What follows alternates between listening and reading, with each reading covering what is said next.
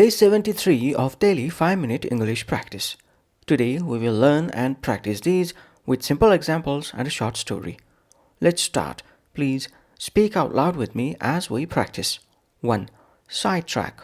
Verb sidetrack means to distract someone from their main task or topic.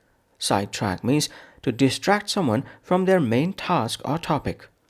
The teacher was sidetracked by a funny question. The teacher was sidetracked by a funny question. Don't let small details sidetrack you from the big picture. Don't let small details sidetrack you from the big picture.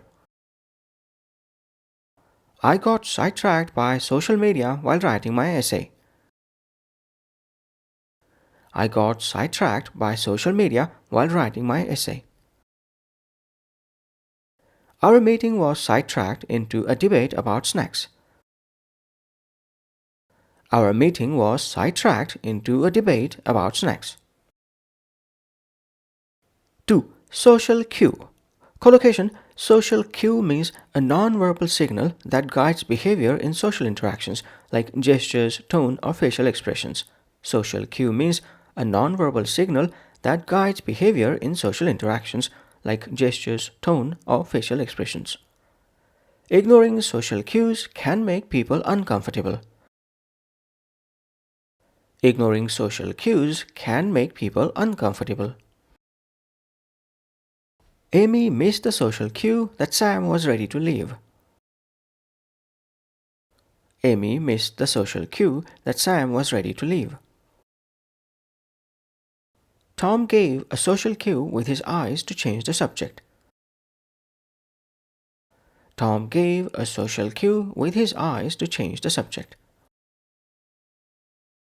Good communicators notice social cues during conversations. Good communicators notice social cues during conversations. 3. Hark back. Phrasal verb hark back means to recall or refer to something in the past. Hark back means to recall or refer to something in the past. The story harks back to ancient traditions. The story harks back to ancient traditions. The design harks back to the styles of the 1920s. The design harks back to the styles of the 1920s. His speech harked back to the glory days of the company. His speech harked back to the glory days of the company. They often hark back to childhood memories at family dinners. They often hark back to childhood memories at family dinners. 4. The more the merrier. Proverb the more the merrier means the more people or things involved, the better or more fun it is. The more the merrier means the more people or things involved, the better or more fun it is. We can share the cake, the more the merrier.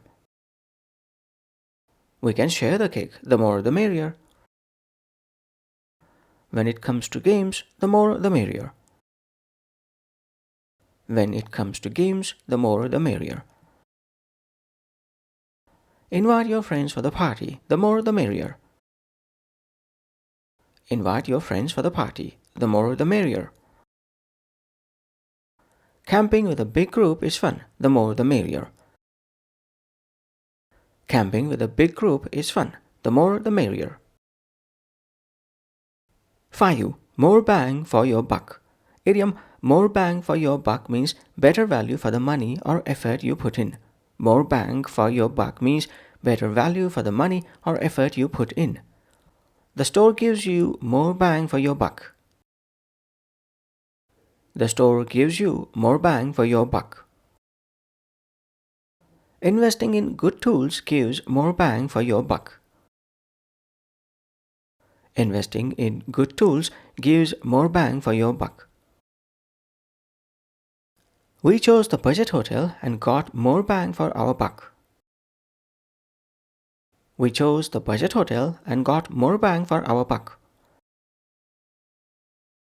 Mia found a course that offered more bang for her buck than the others.